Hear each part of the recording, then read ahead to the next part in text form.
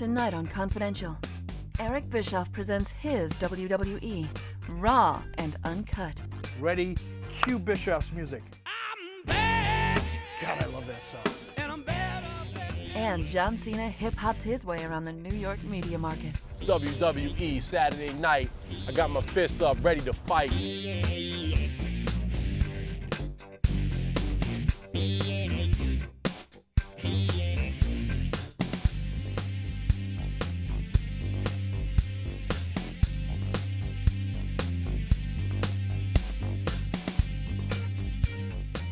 Hi everyone, I'm Gene Okerlund, and this is WWE Confidential. Tonight, we'll branch out into all forms of media, as our show can not only be seen here on the tube, but goes to print and hits the airwaves as well. John Cena stops in New York City to visit some of the top hip-hop radio stations in the country. Stacy Keibler hits the pages of Cosmopolitan in a brand new YJ Stinger advertisement. But up first tonight, General Manager Eric Bischoff gives us the skinny on his #1 rated TV show. Raw travels from city to city, all across the country, and never shuts down, not even for a week. It has the remarkable distinction of producing 52 new shows a year and has been doing so since January 1993. That's over 500 shows in the last decade without a single off week, not to mention a different location every week. So how much does it cost to transport all that equipment, all the superstars? What must the catering bill look like with the proportions of food these men can consume? And don't forget the 100-plus employees that are behind the scenes, setting up the ring, the lights, and the cameras. It is a mammoth operation that no one person can take credit for unless you happen to be co-general manager of Raw, Eric Bischoff. He would at least like us to believe it's all orchestrated by his master plan. 5, 4, 3, 2, Mayday will be in track. Now get the cards, the charts from my generation. I'll take the. Come on, let's get it on.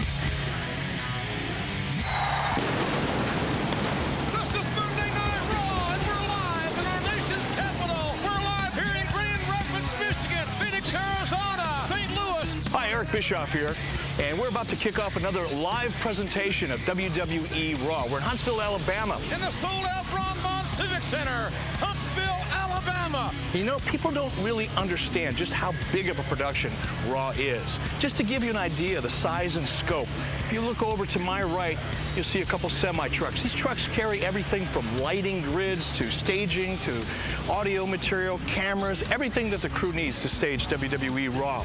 As a matter of fact, there's 17 of these trucks that show up starting at about 6 a.m., depending on where we're at, whether it's East Coast or West Coast. If you look over to my left, you're going to see the heart and soul of WWE production. That's the production truck. Everything that you see on the air, everything that you hear on the air starts from that truck.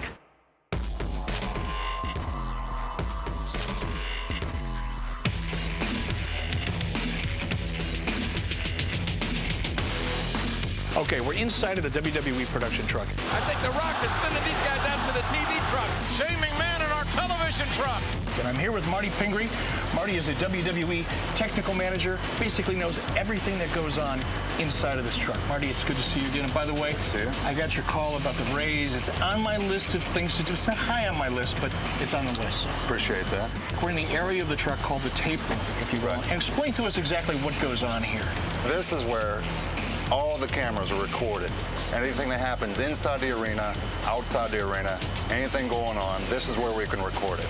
And we can play it back instantly. So if something really, really spectacular happens, say, for example, the time that I beat Shane McMahon. This is unbelievable. I cannot believe it. Eric Bischoff just beat Shane McMahon. Of course, the director knows that the audience is going to want to see that over and over and over again, so he'd be basically calling those shots up from back here, correct? Exactly. Each one of those monitors represents what a particular camera is seeing out in the arena. And when the director says, I want to see what's on camera 4, You got to press a button. I'm the one that physically pushes the buttons for everything you see on the air. Put that still up there. I want Austin's property up in the Titantron. Put it up. Put it up. Let me ask you a question. This looks like the deck of a 767. How many buttons are on this thing? Just the main flat panel, 1,037. 1,037. Right. So how the hell do you know which one to push when? Well, practice, practice, practice. We are in the audio central part of this truck. This room is basically controls everything we hear. Is that correct? This is where you hear, and this is where you communicate with everybody, too. And Randy, I looked on the sign behind you. It says this large audio console has over 7,780 meters, switches, knobs, and lights. How many sources of audio do you have in terms of microphones and sources out in the arena that are fed into this board? 50, 60 different things that we're dealing with from outside of the truck. And we also have all the videotape machines and all the different music sources that you hear for the show. Now, speaking of music sources, and again, I really like the director's chair. For example, if I was the director of the show and I were to be sitting in the director's chair and I see Eric Bischoff walking out in front of that arena, the crowd going wild, and I would say, ready, cue Bischoff's music. What would that sound like? It would go like this. God, I love that song. Kill Bischoff's music. Now play it again. Now kill it. This is great. You look up here and you see all these cables. How many miles of cable does this truck use? We probably put out around 4.8 miles of cable, up to 5 miles of cable. All right, showtime to the let's go. Twice has got a TV camera. Hey, camera. Casey. Look out. He knocked the camera. There's a camera. That's a boom camera. Oh! A boom camera right in the face of Kane. Broke the lens.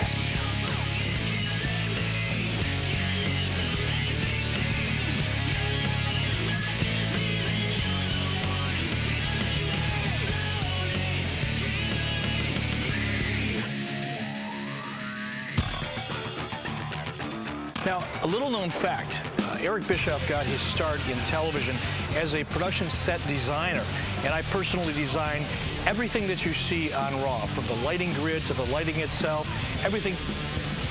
All right, I didn't, but Jason Robinson did. How long did it take you to design the Raw set? Well, it probably took us about 3 to 4 weeks to get it completely designed, from first concept to what would actually work in arenas to where we wanted to see what will actually work with our television cameras. The Titantron, that's a monster. Michaels, look at this. He's climbing up the Titantron. Raw has traditionally been about the Titantron. So we figured on the next time around, The Titantron is being pulled down by the Big Show. Stone Cold is tearing a hole in the Titantron. we needed a bigger and badder Titantron, and that's what we got. 5 feet wide by 25 feet tall. It takes 3 18,000-watt projectors to light it up. It's almost double the size of the original Titantron. What does it weigh? 4,000 pounds itself.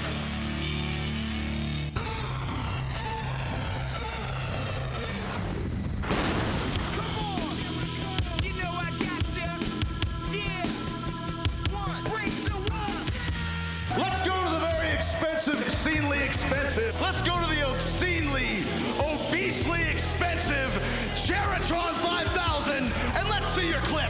Roll the footage, monkeys.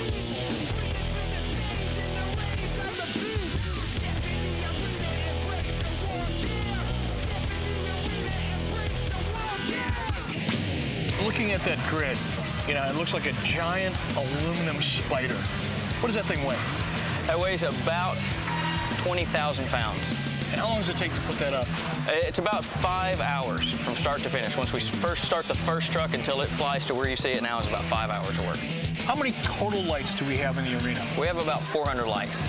We have 72 lights to light the ring, and as the wrestlers enter, we use 8 spotlights. I've always said that one of the things that makes sports entertainment, so different than anything else is the audience. I mean, the emotion in the audience, the way they participate, the reactions to what is going on inside of the ring. You can't see that reaction at home unless, of course, the audience is lit. How much lighting do you have that is dedicated just to audience? We have about 216 lights that are dedicated to the audience. Every section of every arena is lit. So as many people as we can put in here, we want to be able to see all of them and all of their signs and if they're cheering or booing for our talent. How much power does it take to generate all the lights that we see up there? 6,000 watts of power. So it'll power a small city. I'm just getting a drink of water, Jack. Oh, sorry, champ. I hope that coffee didn't burn you. It's milk! Milkomania is running wild!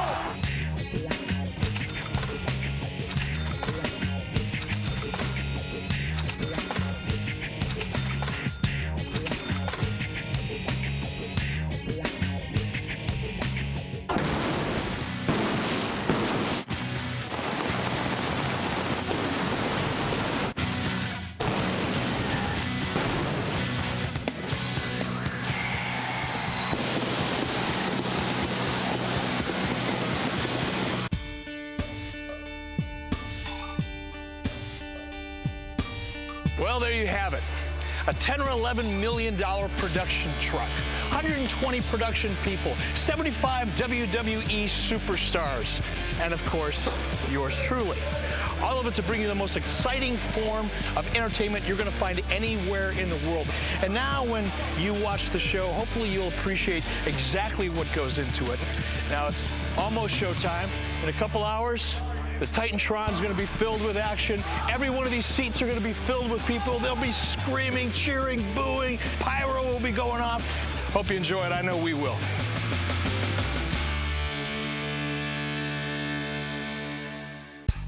Up next, Strikeforce does battle with rivals, the Brainbusters, in this week's classic matchup. Welcome back to Confidential. SmackDown presents WWE No Mercy, sponsored by Subway. No Mercy is coming to you live next Sunday, October 19th, from the First Mariner Arena in Baltimore, Maryland, and will be available on pay-per-view. Good, so you don't have to be. Subway, eat fresh. Hey everybody, this is Billy Kidman here, and there's a match that stands out in my mind as a classic, and it's for very interesting reasons, because something really funny happens at the end of this match. You gotta pay attention. It's Strikeforce versus the Brainbusters from WrestleMania 5. So check it out right now.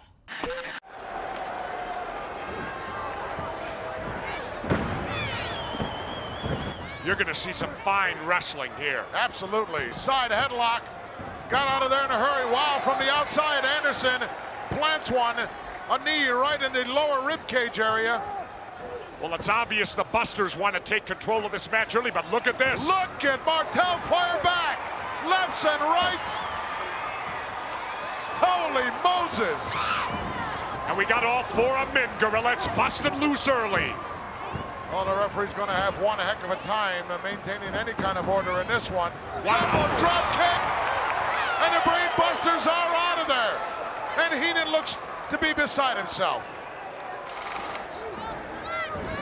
Referee got to take charge here and get two of them out of the ring. Well, they're out of there now. Look at the bridge here by Santana. Backslide coming up. It could be all over. No. Arn Anderson making the save once again. Well, both of these teams want the win so bad, they're not holding back on jumping into the ring. Absolutely not. Look at this small package. Referee had to stop counting as Arn was right in there. Tag was made. I don't think the referee. Whoa! Santana hit Martel. Accidentally. Inadvertently. Martel appears to be all right now. Nah, he's still shaking his head. He's dizzy over but there. He's on his feet, Jess. That's more than I expected. Chico trying to get over to make a tag here. He's crawling over there. Martel not extending an arm out there. Still holding on to that left temple. Look at Martel, he's not tagging. He's walking away. He's walking down the apron. Well, it's obvious that he's injured and he doesn't want to get in. don't you think? I'm sure he's injured, Jess, but you don't ignore your partner like that. Who's been thinking, where's he look at going this. Martel's walking off. I don't understand this at all. It was just an accident. What's he getting all bent out of shape for? Martel is leaving the ring area. I told you, Gorilla Monsoon, that these two guys hadn't teamed up in too long. So what does that mean? What that means is Chico Santana is now involved in a handicap match. Martel has deserted his partner here at WrestleMania 5, and Tito Santana in a whole lot of trouble.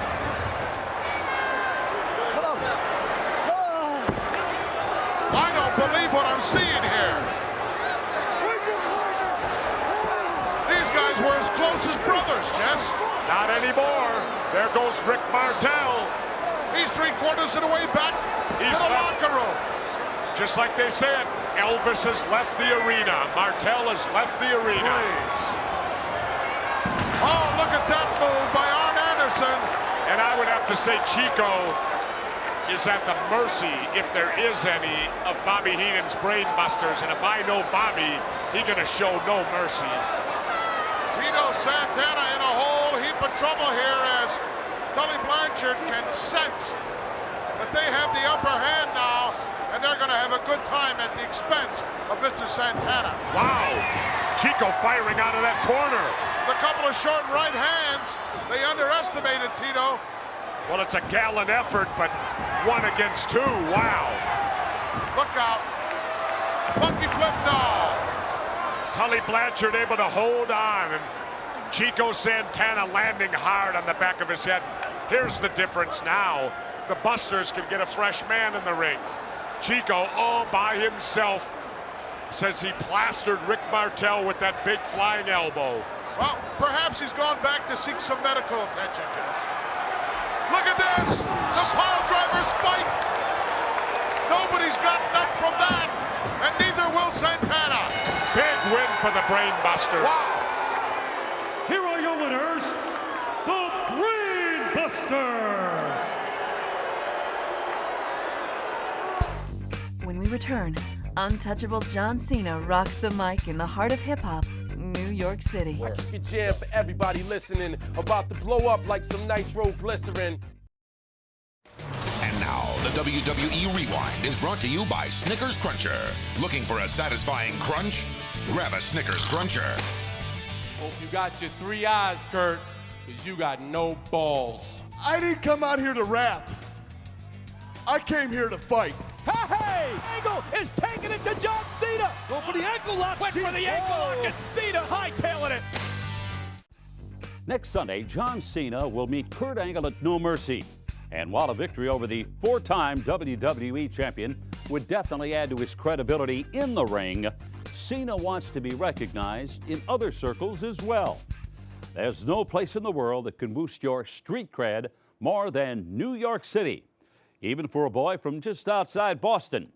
John Cena, WWE superstar and rapper extraordinaire, recently toured the creme de la creme in New York City hip-hop radio stations to find if he could hang with the likes of Ed Lover and company. What up? It's 6:30 right now. We all ready to go. About to hit New York City radio show. What's up? Word up. Let's kick it off. All right, Speedy, introduce our special guest. Oh, my God, the Ghettonomics man himself, Mr. John Cena!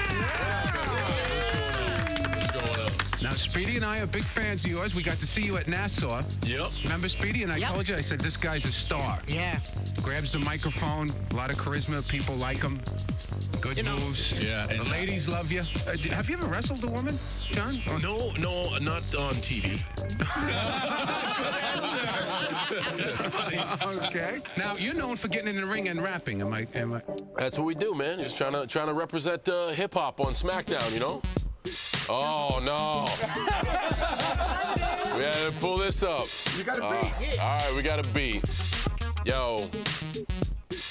That's Jersey. His place is dirty. I've been up. It's 6:30 in the morning for the NYC.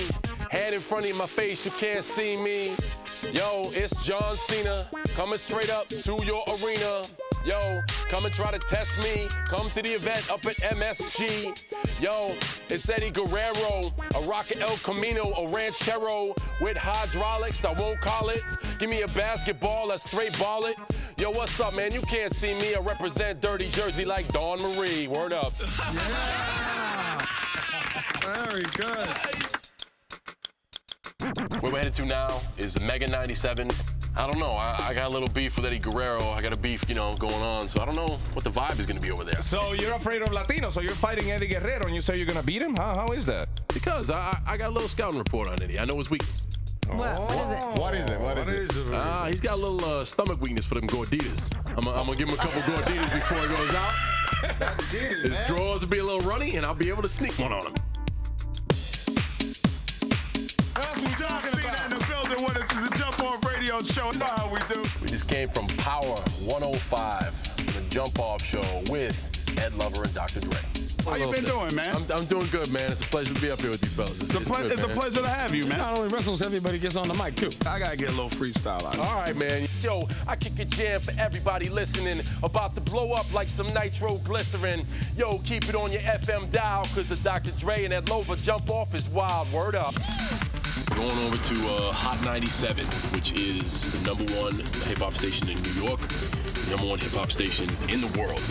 And as we promised you, all week long, all morning long, the professor of Thugonomics. Thugonomics. WWE's very own John Cena's in the building. What up, Hot 97? They pulled rank on me in there today. Had MCs like Freddie Fox, met Biz Marquis on the way in. I mean, these cats have been around forever. They know what's going on. And so I just kind of stood up there and took it, It's kind of like getting beat in, you know what I'm saying? How long have you been rapping, Johnson? Man, as long as we've been on the program, that's how long I've been rapping on air. Just been freestyling, I've been here kicking 5 around. months. Yeah, 5 months. 5 months. What we're going to do, we're going to put you to the test. You got to test. See what you made of. Let the listeners, let the audience tell you if you can rap. Freddie Fox will be a judge, a veteran at this. Let's throw on a beat. Let's get a freestyle by John Cena right here. WWE. I got to stand up, man. Set it up. He set it up. What you made of, man? Is anybody else flowing with me or you just want me to flow? You, baby. It's just a lot of my own. Yo. I got a bunch of cats breathing down my throat. Hot 97. I hope I don't choke. I'm nice in the ring and with the stick. My style's got AIDS, every verse is sick. Yo, I'm just a marquee jobber, kicking flavor like Pele in an ice cream parlor. Word up, I'm coming straight for your heat and busting it all over the street. Yo, I'm nervous and I'm sweating, you see. Yo, but if you step into me, you get knocked out, cold cocked out and dropped out. Yo, this is my house, you locked out. You get on the lawn. Yo, it's my job and I'm still #1. You can take all the rest of them spots. It's 97, blazing it hot. Word. Wait a minute, hold on. What's applause going on now? Whoa, we gotta think about this. Hold up, we gotta get the verdict here from Freddie Fox. Does he pass or is he an ass? I mean, it is nothing that practice can't fix. For you to be 5 months in the game, on a scale of 1 to 10, man, I'll give you like a 4. That's cool, man. That's cool. Almost halfway there. That's cool. I'll give you like a 4. And this is how I'm taking that. If I was a Major League Baseball player, I'd be hitting 400. Last person to hit 400 was like Ted Williams in like the 40s or 50s. So, that's like Hall of Fame caliber, you know what I'm saying? We had a little arm wrestle off of me and Freddie Fox. You really want me to arm wrestle this guy? Into a dead heat. These are 2 gladiators. They're going to be here forever. It's coming out of the sea. Jimmy Martin just jumped him. I got jumped from behind. Some backdoor shenanigans. The backdoor man came up in the back door. And there's a do not enter on my back door. I would just like to say that I'm putting this fight under investigation. I had a blast. I will do it again in a second. The autograph session was at J&R Music World. What's going on, man? What's up, dog? What's up, man? How's it going? This is when I love coming to the big city because I'm a people fan, and to see the diversity of the people, average, everyday fans coming up and shaking your hand. Take it easy. All right. To my dog, Phil. People with old school pictures, you know, bringing up memories of like when I started, and it was really cool. The diversity in the fans was tremendous. Every fan was crazy. We're live, yeah. It's okay, dog. You can't see me, dog. It's just good to see that, man. It's good to see people turn out. Thanks, man. Now you're gonna peg me for a freestyle after I've done 150 rhymes. A freestyle for the camera 150 times. No, I'm not supposed to look in the lens. I rock a rusted out Pinto. Forget a Mercedes-Benz. I got no cash because I spread it on throwbacks. Dudes couldn't find me if I was sporting crazy low jacks. Whoa, what's up? It's WWE Saturday night. I got my fists up, ready to fight. Spitting all of you fans. I bleed out my own curses, putting you in car in the vans. That's right, taking you away to the morgue, face up. Yo, get your shoes on, time to lace up. The bell's ringing, it's freestyle, John Cena singing. Bringing you to another terrain, kicking crazy freestyle, straight up in your brain. Word, what's up? That's it, it's over. When we return, viewer discretion is advised because this next story is all about gore, gore, gore. Did a rhinoceros ever hit the rock with the gore? No. No. Obviously, there's no comparison. There's an old saying that says, when you mess with the bull, you get the horns. The same could be said for a rhinoceros, except in that case, you only get a horn. And if you happen to mess with the rhinoceros's WWE equivalent, the mean and muscular rhino, well, you might just get the gore.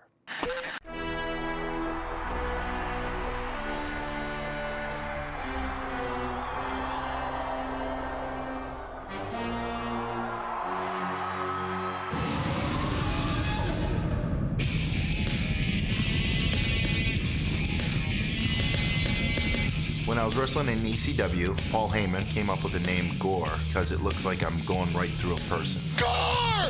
Gore! Gore! The first person I hit the gore with was Rob Van Dam back in ECW. He did a moonsault out of the corner, I moved, he stood up, I hit him with the gore. Rhino gores him, the world television champion! When I gore somebody, I wait for my opportunity. I see them crunched over in a corner, and I see my opening. I crouch down, and then when they turn around, I charge at them, full speed. The force that I hit people with varies. It all depends how hurt I am, how fatigued, the distance. The way the crowd reacts when they see me setting up for the gore, they stand up out of their seats because they know something big's happening. And then after, depending on who I hit, if it's someone they really love, like a Kurt Angle, they're not too happy. Here it comes! Gore! It's over! Good night, Kurt Angle! But if it's someone that they really don't love, they cheer for me. Personally, after I give a gore, I feel excited because I'm seconds away from a victory. If I'm beat up and fatigued and I don't hit them as hard, sometimes, well, maybe one or two times, they'll kick out. Then I'm not so happy because I have to do it again. Oh my God! What a shot by Rhino! The most memorable gore, the one I love, I'll go home and watch it over and over and over again, is when I hit Spike Dudley. Shortly after my debut, gore through the table. Oh, that was beautiful. Wow, the 275-pounder, the man-beast. If I had to compare my gore to an actual rhinoceros's gore, there's no comparison. Did a rhinoceros get a 1, 2, 3 after a gore? No. Did a rhinoceros ever hit the rock with the gore? No. Kurt Angle? No. No. Obviously, there's no comparison. My gore is far more deadly. Up next, the buzz on Stacy's latest photo shoot is that her ad for Cosmopolitan magazine is so good, it stings.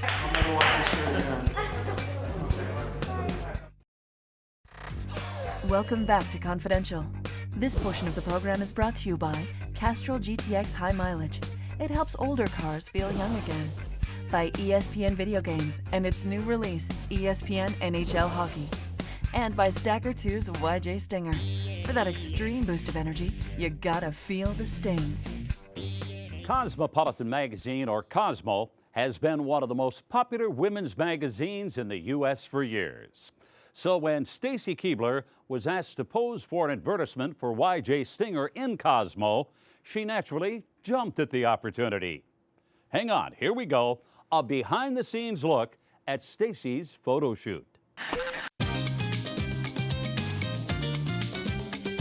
Stace, look here, 3, 2, 1. Great, Stace, that's great. That is the look. Today we are shooting an ad for Stacker 2 YJ Stinger, which is the new energy drink. And we're here at a bar because the drink tastes fabulous with alcohol in it. So I think it's going to be a big hit in the bars coming up soon. In this scene right now, I'm sitting here talking to my friend. We're out just hanging out at the bar. And there's a guy behind me that I don't know that is there, just like checking me out. He's like Mr. Overconfident bar guy. Oh, Chachi.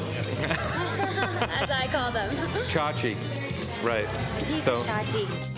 I want you to look at her like, yeah, oh yeah. I'm the guy. He's that guy. Good, Stacy, good. 3, 2, 1, good. I was really excited when they called me and told me about the ad because I found out that it's going in Cosmo. And Cosmo is like every girl's dream. Perfect there. Stacy looks great there. I saw one of the test shots and it looks great. It's awesome. I think that it's exactly what we wanted. I'm looking at him. Yep. 3, 2, 1. This is definitely my scene. This bar is really beautiful, and I like to go out with my friends. And I guarantee that if YJ Stinger is going to be hitting the bars, I will be drinking it. Do you want me to look like that, or you want me to do? Yeah, that's the look in your eyes. It's like, is this guy for real? Does this happen to you? No. No, it doesn't really happen to me. No? No. I'm always out with guys, I guess. That's fine. The best shot of the whole day was the last shot. It was a one take. Oh, if this would shoot perfect, this would be such a great one. I'm sure I'll mess it up somehow. I actually threw one of the blue Stinger drinks on him, and it looks great. So hopefully that'll be a keeper. I never thrown a drink on anybody before. It's my first.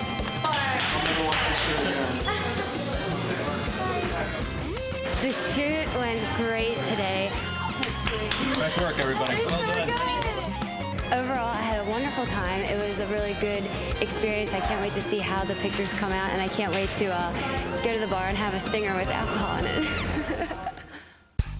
Up next, will everything be cool with RVD when he goes outside the ropes? Name as many words you can think of that rhyme with dude. Lewd, trude, mood, nude. While the Hurricane and Rosie may have the market cornered on superheroes, I'd say Rob Van Dam could start honing in on their turf. He is the preeminent daredevil in the WWE, and his fluid movement and agility in the ring are reminiscent to the amazing Spider-Man. And wouldn't you know it, when he's hanging in midair during the 5-star frog splash, he sort of resembles Superman. Which is why it might intrigue you to know that of all the superhero cartoons out there, Rob Van Dam's favorite is Underdog.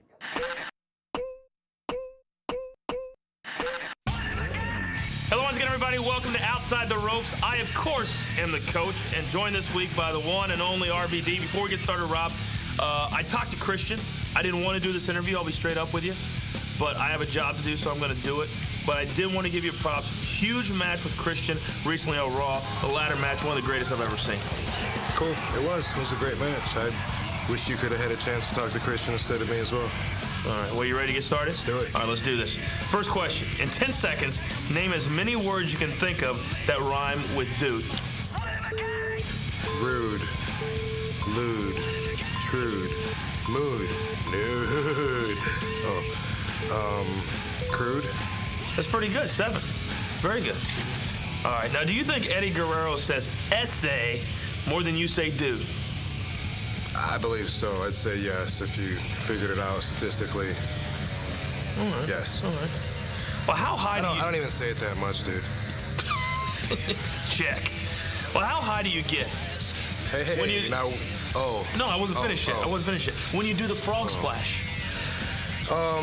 you know, like just as high as everybody else can get, and then that much higher. I'm physically gifted as an athlete, I guess. That's what they tell me. And I'll give you that. I'll give you that. You are. You're one of the greatest athletes I've ever been around. Is there anything that you can't do that your action figure can do?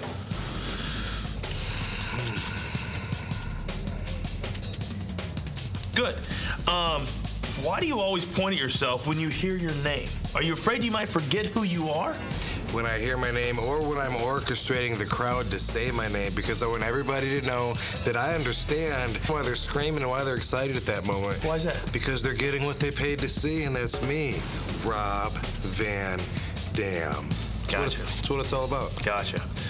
Were you ever afraid people might confuse RVD with something you'd get from a working girl? I never really had that fear. No? No. That was actually my question. I came up with it. What is the best and worst thing about living in Kakalaki, California? Best thing about living in California is the whole West Coast mentality. And it's not just the people that have it, but Mother Nature has it out there. It's just great. The worst thing is the travel, because it takes me a hell of a lot longer than most people to get to and from work every week. Because most of the time we're on the East Coast, you're on the West Coast. Yeah, once in a while it works in my favor, but usually it's a long day to get back home. All right. Have you ever thought about maybe spray painting the words, "Do not try this at home," onto your ring attire? No, can I do that? Can I use that? Well, I mean, you can do whatever you want. You're RVD, aren't you? Do I got to pay you? You don't have to pay me. Somebody else pays me. I like it. All right. You ready for the last question? Yeah. All right. What was your favorite cartoon as a kid? Gosh, I had so many. Well, when I was really young, the first favorite I can remember was Underdog. The Underdog? Underdog. Why? Yeah. I used to watch him before I'd get ready, and he was just, he was the first, superhero that I saw. But I will say that I think he delivers a bad message to kids, because in the secret compartment of his ring, he fills with an Underdog super energy pill. Oh. And really, that's kind of a bad message. I never knew that about Underdog. Oh, you didn't? He's all weak and beat up and tired, and he takes his pill, and he's ready to go like Popeye spinach. And then that could lead to some kind of addictions later in life, I'm afraid, for a whole generation that grew up on Underdog. And I'm not trying to point the finger or anything. I'm saying, that I was influenced by him in a positive way. Oh, that's cool. I hope others knew what to get out of that cartoon. Gotcha. Well, much respect, Rob Van Dam. I appreciate everything you do in the ring. One of the greatest superstars here on Raw, Rob Van Dam. I am the coach. We'll see you next time on Outside the Ropes. I give that Q&A 5 stars. Before we leave you tonight, our well wishes go out to Stu Hart. Stu was hospitalized last Friday after suffering injuries during a fall. The father of Bret the Hitman and the late Owen Hart sustained a wound which resulted in a staph infection in Stu's arm. A hospital spokesperson described Stu's condition as good. Stu Hart, a longtime friend, and we wish him a speedy recovery. That's all for tonight. Please join us next week when we travel with Kurt Angle from Hartford, Connecticut, across the sea to Germany and Finland. Thanks and good night.